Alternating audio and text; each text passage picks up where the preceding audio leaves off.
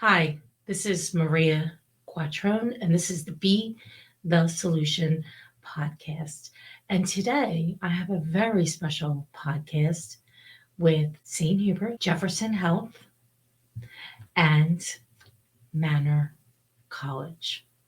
And today, also a special guest, a student from Saint Hubert's. And I'm excited to share with you the journey she's going through for a career in healthcare. So, welcome Michelle Conley. She is the Senior Vice President and Chief of Nursing at Jefferson Health North Region. Prior to that, Michelle spent 20 years at Penn Medicine as the Associate Chief of Nursing, Pennsylvania Hospital, where she also served as a clinical nurse. Also, welcome Marti Trudeau, who is the Assistant Professor and Practical Nurse Program Director at Manor College and a clinical educator with Beata Home Healthcare. Through her career, she has held multiple positions in healthcare, including hospital, long-term, psychiatric, and home care. Our next guest is Gina MacKenzie. She is the principal of Saint Hubert Catholic High School for Girls.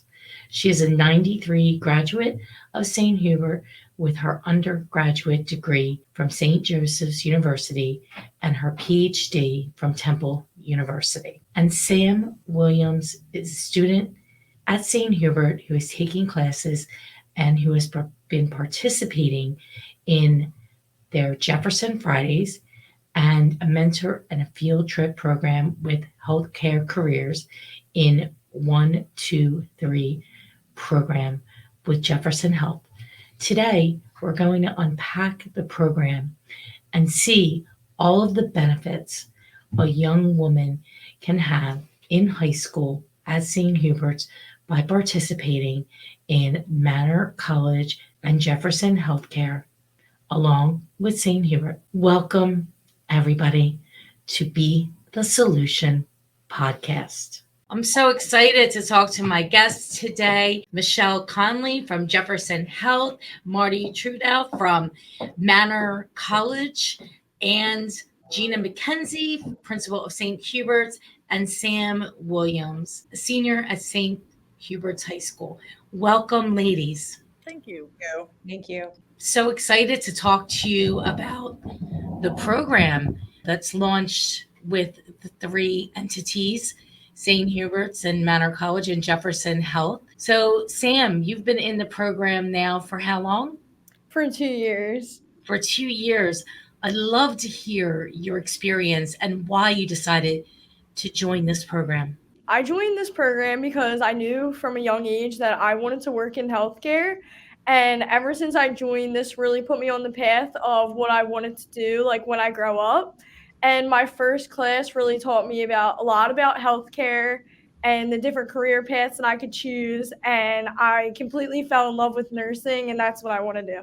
Well, that's fantastic. So how does the program work? Do you go all around, or what does your day-to-day look like? So Tuesdays, Wednesdays, and Thursday, I meet with Dr. Trudeau, like me and my classmates. We have a class at St. Hubert's for 45 minutes, and we talk, have lectures, and do assignments. So the way the program is really structured is that our students begin their health career path here at St. Hubert's in their hopefully junior year. Some girls join in their senior year. Manor College offers classes in our building that count not only for college credit, but for high school credit as well. So the girls are kind of getting 2 experiences in one, which is really beneficial for their educational paths.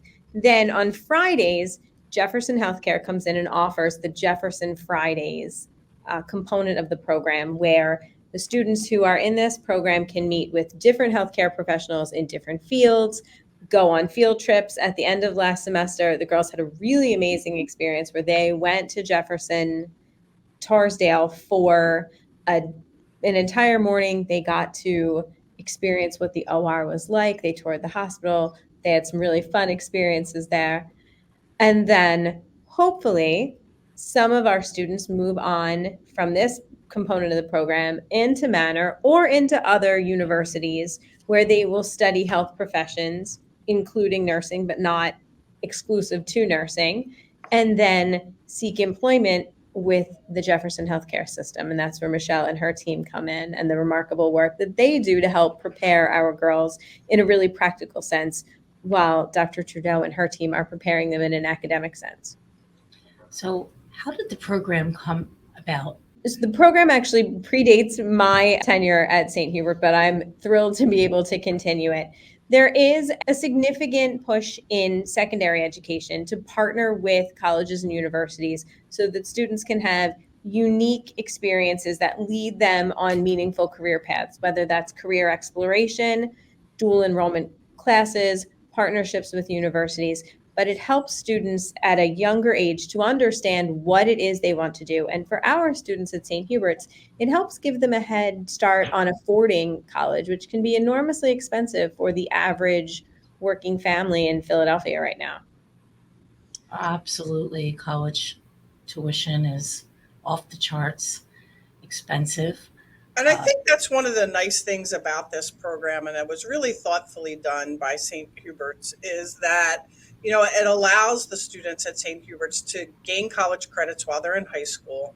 They can take those anywhere with them, but they can take those to Manor. And if they so choose to, it's a more affordable option than potentially going to, a large university. And then if they come to work at Jefferson, we offer a lot of professional development funding to help support our employees continue their education. So as folks will graduate from the Manor nursing program, they can come directly to work at one of our Jefferson hospitals, and we can help support them with tuition. And they can use that tuition really at any school once they're employed with us to continue their education, whether that's in nursing or in another health field. So it's a really nice trajectory to take, someone who's a teenager and thinking about healthcare, putting them through, as Gina said, an affordable mechanism to get themselves into a paid position. And it doesn't mean they have to stop there. It's not a terminal degree where they have to, they've sort of topped out. They can spend time working, making their salary, and at the same time taking advantage of some of the hospital benefits around tuition. So it's really a win-win for those folks once they graduate. That's remarkable. The employment component is one of the most important components of the program, as is the idea that professions in healthcare really don't stop. There's always room for growth and advancement. And so that's something that's very appealing to a lot of our young women. 42% of women who graduate from Saint Hubert pursue careers in healthcare industries. And so we know that many of the young women who are with us today and who will be with us in the near future are looking at careers in the multitude of healthcare opportunities that exist. So that is part of the genesis of this program. Another part of it is that we find our students at Saint Hubert really want to stay and be a part of the community in which they grew up. And so starting with us, hopefully going on to Manor, and being a part of the Jefferson healthcare system is a way that our students can be part of the community and be positioned to uniquely care for our community. This is really an incredibly unique program in secondary education. No other high school partnerships in the city of Philadelphia exist in this industry or in the surrounding communities, because not only does it help our students with education, but it helps them with future employment in healthcare. And I think the really great part of that is, particularly for a high school student, is the healthcare career market is booming. You watch the news and you see, lots of sectors that are suffering or having difficulties in this economy. The healthcare sector is not. I mean, we are continuously hiring. There's projections, and you can look at all kinds of things, but particularly in Pennsylvania, by 2030, we're going to continue to see the aging workforce retire. Everybody knows the baby boomers are retiring, and it's such a large segment of our society. It's the silver tsunami. And it's coming particularly to nursing. So the field is wide open in terms of opportunity for young people who have that interest, like Samantha. I think, you heard her comment that she always knew that that's what she wanted to do. And Gina talked about 42% of the young women who graduate from St. Hubert's go to work in healthcare. They can come to work at one of our Jefferson hospitals. We have, no less than 4 hospitals that are within a few miles of St. Hubert's. So there's not only one hospital with opportunity, there's a range. And if you look across Jefferson Health, there's really a range of opportunities across the healthcare career trajectory. So we really can afford any of the students who are interested and want to stay in their community, employment at a Jefferson facility. And I'll just I'm sorry, Marty. One of the things, and Gina said this about the students, one of the things we know, particularly at our Jefferson, Frankfort, Torresdale, Abington, and our Bucks campuses, most of our employees live in the community. So they are serving their neighbors and their families. And, the St. Hubert's partnership with Manor just really lends itself so perfectly from everything from the high school experience through the employment experience. Yes, and then students coming to Manor, because of the relationship, they would come to Manor already knowing some of the professors they may have, which is an important thing, and also some of the staff. So that's great. And it's also not just nursing that they could pursue here, because there's dental tech certificates, pre-radiology, and then there's pre-nursing, which they would take 2 years of pre-nursing classes here and then transfer to one of the area nursing schools to complete 2 years and have their bachelor's degree in nursing. So that's great. I'm going to give Manor another shameless plug. Oh. It may not traditionally be thought of as healthcare, but something that's close to my heart is Manor very uniquely has a vet tech program that students may not necessarily think of as being in healthcare immediately, but it is a form of healthcare.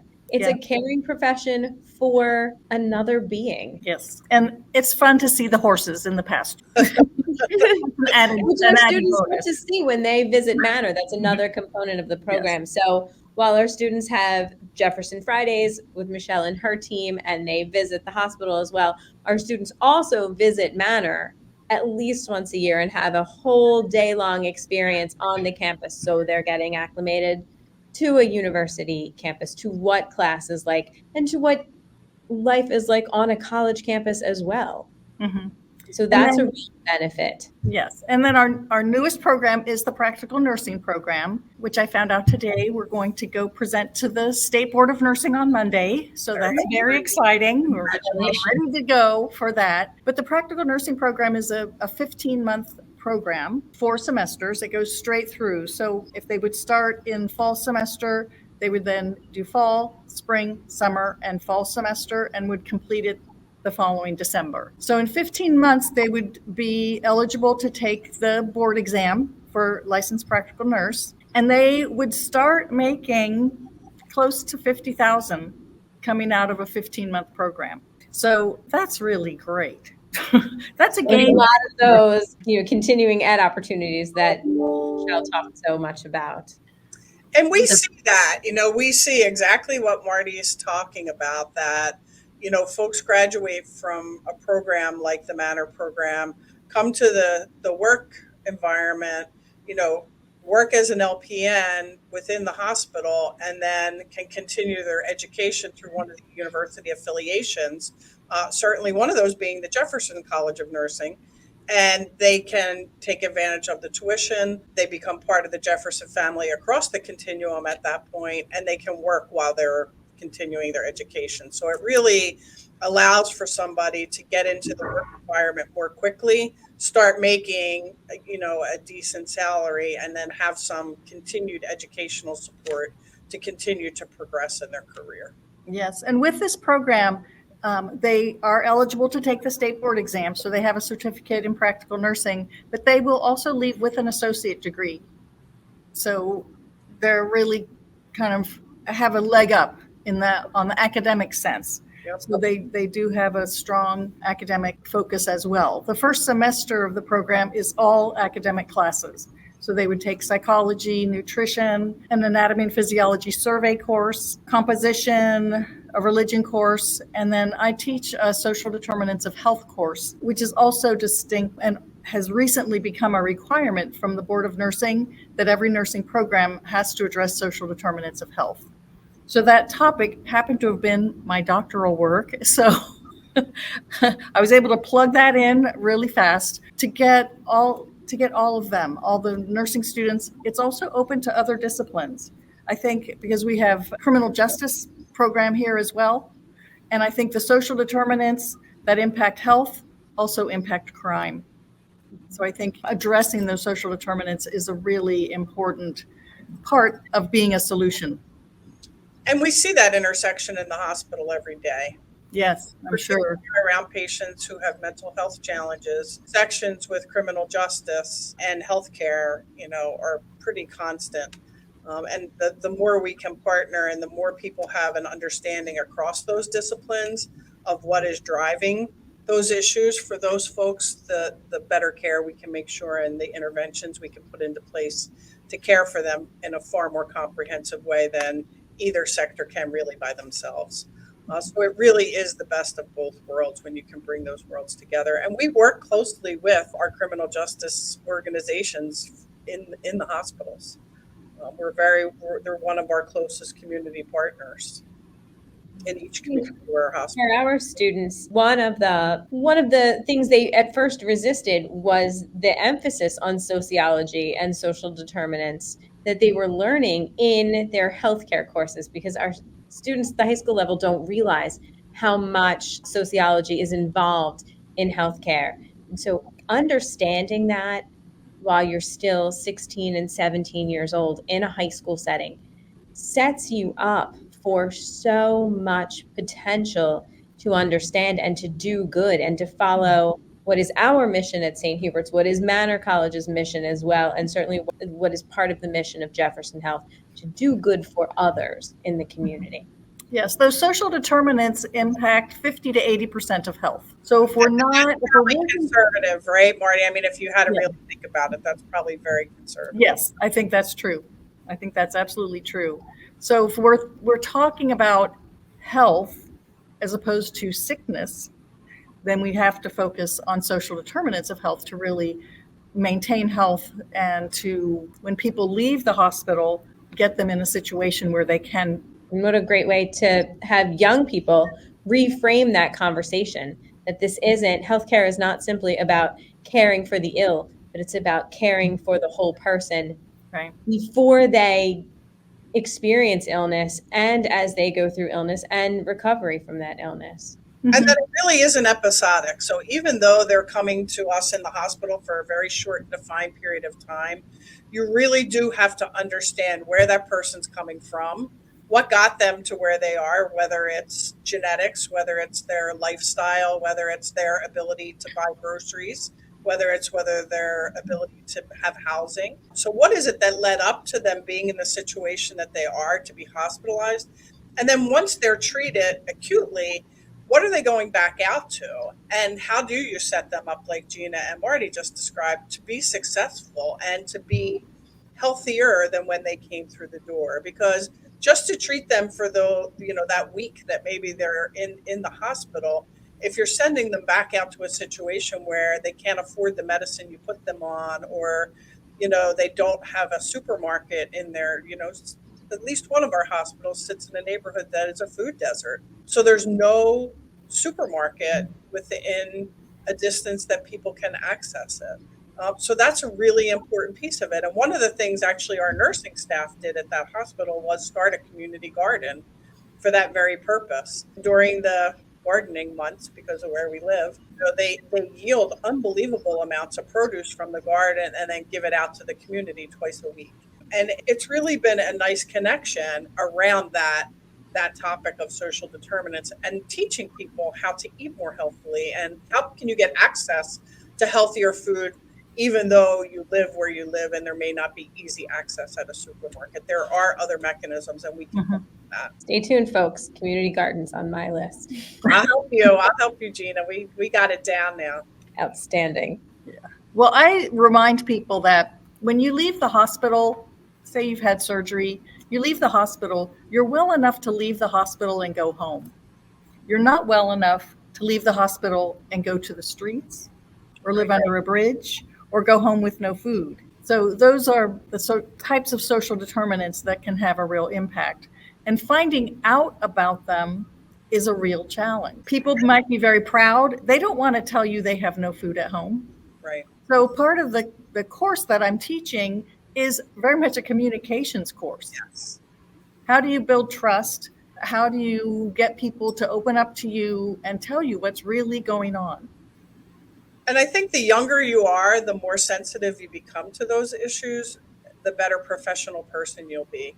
You know, we see people coming from all kinds of, backgrounds, but, for the young ladies at St. Hubert's are part of this program, they're being socialized to all those dynamics that maybe aren't a part of their daily life, but they're hearing about it and they're seeing it and they're hearing about it in their coursework, not quite yet at the hospital yet, but once they get into those clinical rotations, they'll see all of that firsthand and they'll see people experiencing that and they'll have that body of education to draw from that they'll understand it very differently than someone who doesn't. And I think that really is such an important and untapped differentiator this program really allows for the young ladies who are participating. I think it also strengthens the link between home care and hospital care, because when you're doing home care, it's much easier to assess social determinants of health.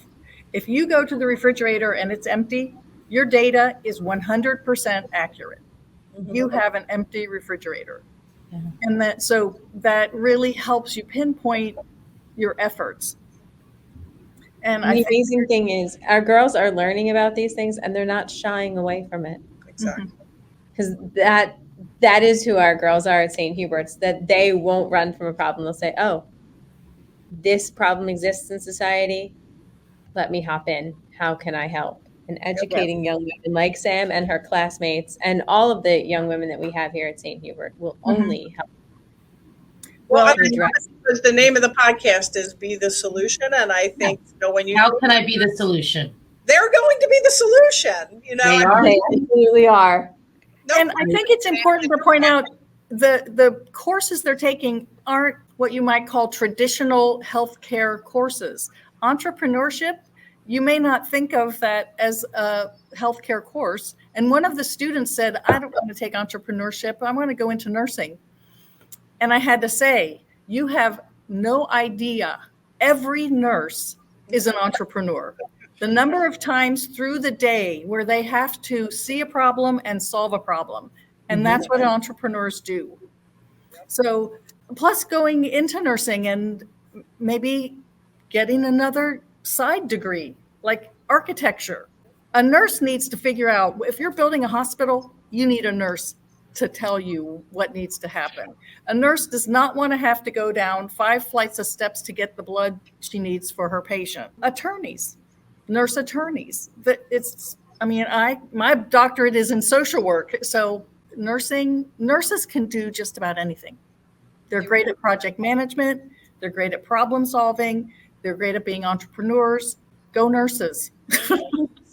Well, and Marty, it's great that you say that too, because what we see from the academic standpoint at St. Hubert's is that the classes that the girls in the Manor partnership are taking, the skills that they're learning, are benefiting them in their other coursework as well. So in their very traditional high school classes, the girls are also learning and growing and excelling, utilizing the skills that they're learning with you, Marty, and with the other outstanding Manor professors who come to us. Well, that's great to hear. So it builds resiliency, and I think resiliency is something that we need more of in the world today. And you need to be resilient to be a nurse, to be in a healthcare industry, especially, you see so much heartache and for people and hardship, and they're not usually, people usually aren't at their best when they're sick, right? Absolutely. When you look at, particularly in our our geography here in Philadelphia, the amount of people that have some kind of trauma in their background is exorbitant. So I don't know the statistic off the top of my head, but it's somewhere north of 75% of people have experienced something on the trauma scale that they measure. And when you think about that, that's the people you work beside. It's not just the patients who are coming through the door, but it's also your colleagues. And I think when you have a program like this and you're teaching things like entrepreneurship and how to communicate, you're definitely instilling that, but you're also instilling, I think, and again, at a very early age, this sense of humanity. And that even though you have a job to do, you're taking care of another person. And like you said, Maria, they're not at their best, right? If you're prone to be cranky when you don't feel good, imagine how cranky you are when, you just had open heart surgery and you're in pain and you're scared to death. And, so, it's you're not seeing people like you would see them at home, at their dinner party. You're seeing them at their absolute, probably worst. And I think when you understand it that way and you can appreciate where the person's coming from, it makes it so much easier to take care of them as a professional, but it also makes you better at your job. So you do a much better job and you take much better care of them when you understand that whole person, whether it's the social determinants, whether it's what's made them up as a person and what's contributed to them being there, whether it's emotionally or physically or financially or socially. When you can look at the whole person that way, that's laying in a bed with a medical issue, you just do a better job and the patient gets better care and their outcomes are better. And at the same time, and nicely, your job satisfaction's better because you can visibly see the difference you're making. Right. It's really profound. I met with some new nurse orientees this morning. We had new nurses who were starting on our emergency department, young women, first jobs, and we were talking and I said to them, and I sincerely mean it, there aren't many jobs, probably outside of education and probably healthcare, where you can leave your shift every single day, no matter how bad a day you've had or how difficult it may have been, and know with unequivocally that you have made a difference to another person. You have done something in that day, and it may be the most simple thing to you, but it has made such a difference to that person that you've cared for. Who doesn't want to leave their work shift and feel that way? And we talk about, you talked about resilience and how do you help nurses be resilient? That's one of the things, is to be really sort of intentional and mindful to think about, when you leave your shift for the end of the day, do a quick little review in your head and think about something that you did that was impactful for another person, so that when you're walking out the door of the hospital, you can feel good about that. Yeah. I think as humans, sometimes we focus on the negative, and there's so much positive if you look. And Michelle, I think what you're talking about is compassion. Mm-hmm. And the ability to be compassionate at work. I mean, research proves that the patients do better when they're receiving compassionate care, and the staff do better when they're doing compassionate care. So it's what you're talking about, being able to go home after your shift knowing you were able to provide compassionate care. So it's fulfillment. So fulfillment is one of those things that humans need on a daily basis, is to be fulfilled, and finding fulfillment in your career is a wonderful thing. And not many people have fulfillment. They're just doing a, job, so to speak. I think what I hear you all saying is that, when you look at it and you think about the work that is done, you really have to look at people, and we do this in real estate as well. Human to human. We don't say, we sell direct, business to business, consumer to consumer. It's human to human. Mm-hmm. And remembering that the person that you serve, because in healthcare you're serving, we also in the real estate community are serving families, and have a heart of a servant. Something that I always go back to when I teach. Mm-hmm. And I hear that's what I hear you saying, is basically that compassion, have a heart of a servant. And that starts, that you have to get that into your psyche and your brain very early. Earlier, the better. So Sam, when was the last time we talked about compassion? About like 45 minutes ago. We talk about compassion almost every class. Dr. Trudeau makes it known to everyone that is what makes you a good nurse. Like how you treat others and how you make others feel, like that is what goes into your job. yeah, it certainly Thanks, is. Sam. Sam was listening in class today. I have a feeling Sam's always listening in class. So this is a remarkable program. I'm very impressed by the trifecta, the three organizations really pulling together, and it benefits everybody. Oh, can I add one thing real quick? Because our clinical sites are mostly Jefferson facilities. And it made it so much easier for me to just throw my hat in with Jefferson because they have everything. They have just about everything. We'll be for long-term care. We'll be at a couple of different facilities, but for our other clinical rotations, we can find it at Jefferson. It's excellent. What we tell folks, what we tell our employees, that whenever we have students that are rotating through our hospitals, because Marty students will come and they'll stay with us for shifts. They'll spend whole shifts caring for patients beside our staff with their clinical instructors. Is that those students are interviewing you for a potential job. So it's a two-way street. They're spending time in all these facilities and they're looking for a work environment that's supportive and all the things we talked about. You want a sense of belonging at work. You want to work on a team that works together and that really has that focus of compassion and being patient-centered. So when those students rotate through, and again, that's something we hear from new employees is, how did you hear about us, or why did you come here to work? And they say, oh, I did my student rotation here and I got to work with that team and I felt a part of it. So of course, that's the unit I wanted to go work on. And we see that time and time again. And it's like you said, it's such a nice partnership, and it is our responsibility as professionals to make sure that we're supporting people educationally as they're coming into the profession. So that's rewarding in and of itself as well. Yeah, and I think it's providing a level of comfort. Like I said, when the students would go from Saint Hubert's and then if they come to Manor, there's a level of comfort because they already know people. And if they have a rotation at Jefferson and then can go work there, you're starting off already with a certain comfort level and knowing, where do you go to get something? What's the work day like? They already know that. And I think that's very important, particularly with a first job out of school, to have some comfort in knowing what's really going on. It's a whole new world, right?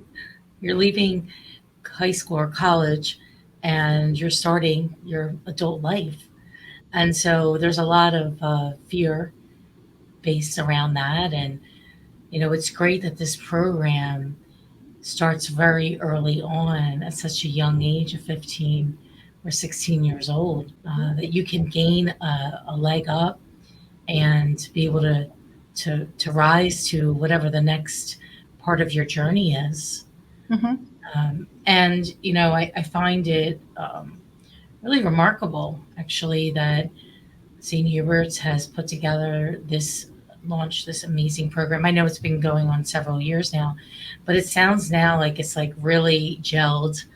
It's like at the next level, right? So you start like as infancy level, dabble in this and that, but now it really has come together. Well, you goes out to the world. She has all of us to support her wherever she goes. I mean, I think that's a really nice thing to know, that you can have, people in your past who can support you no matter where you are, who understand where you've been and what it is you're dealing with in your present. So I think it's such a wonderful resource all the way through for the students at Saint Hubert's. Yeah, and to know at a young age like that what you want to be when you grow up, because students flounder.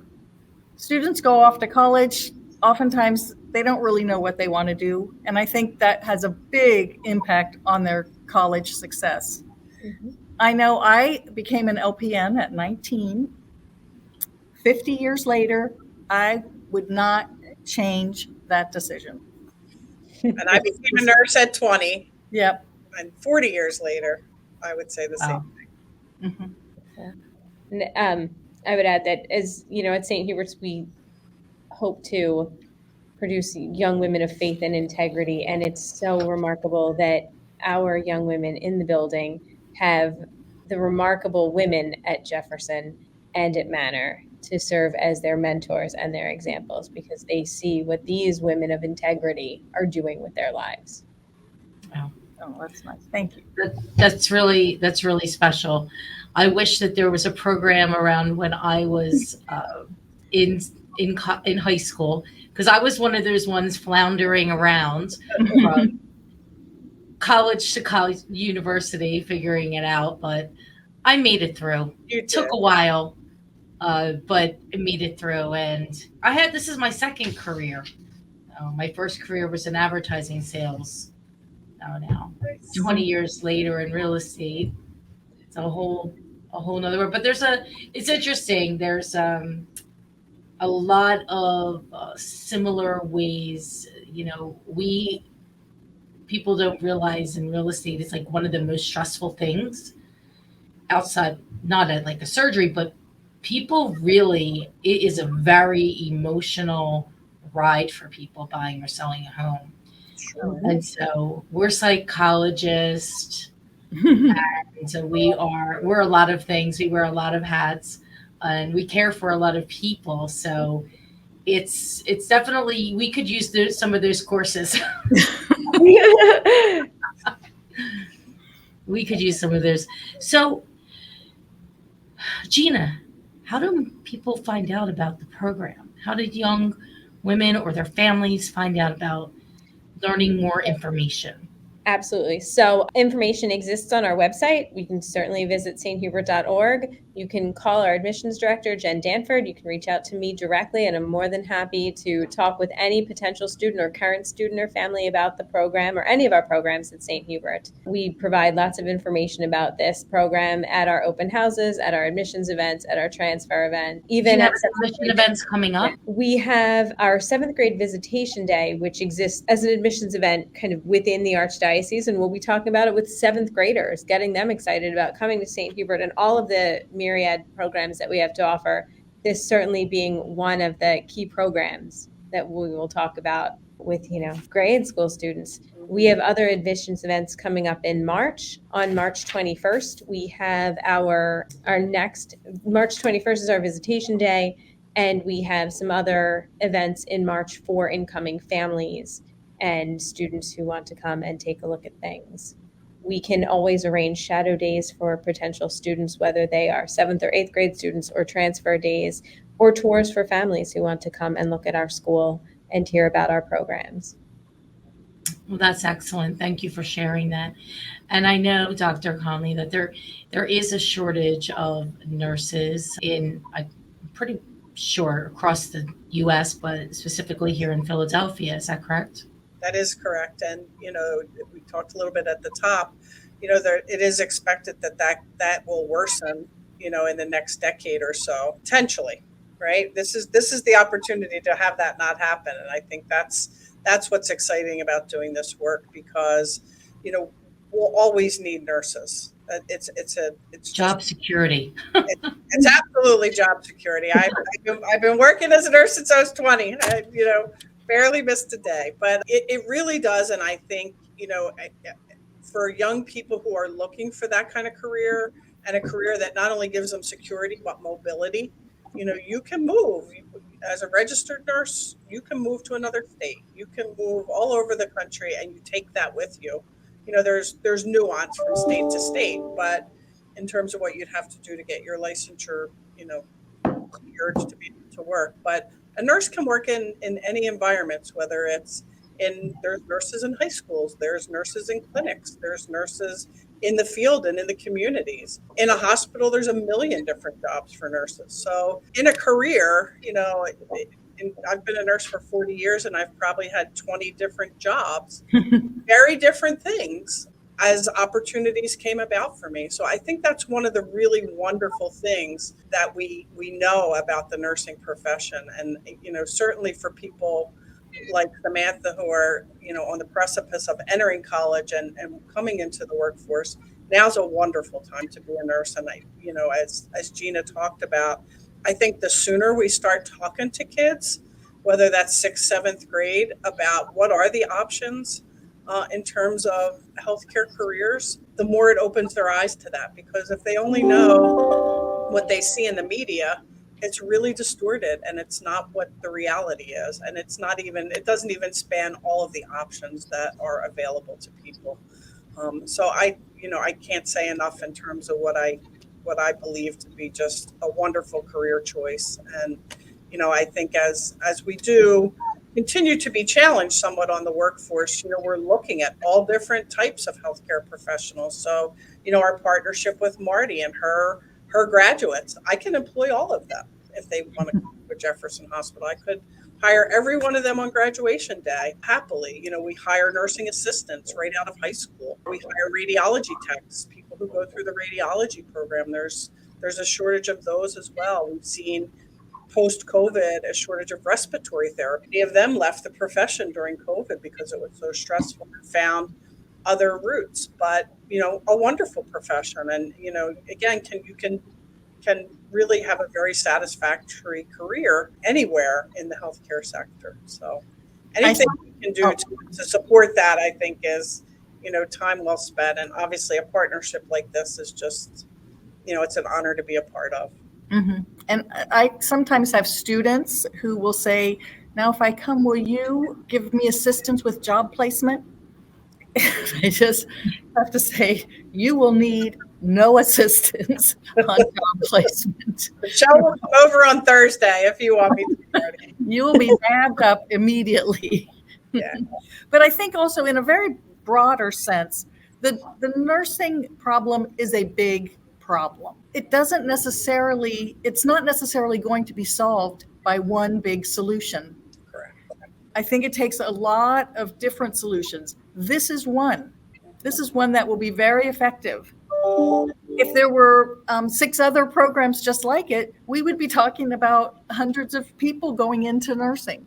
So I think this can be a template for other organizations to do similar things. Wow, that's fantastic. Ladies, this has been quite a podcast today. Thank you very much, Marti and Dr. Michelle and Samantha and Gina, for sharing time with us today on the Be the Solution podcast.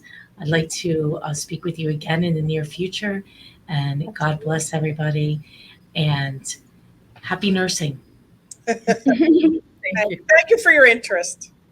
Yes, thank you so much. Thank you. You're welcome.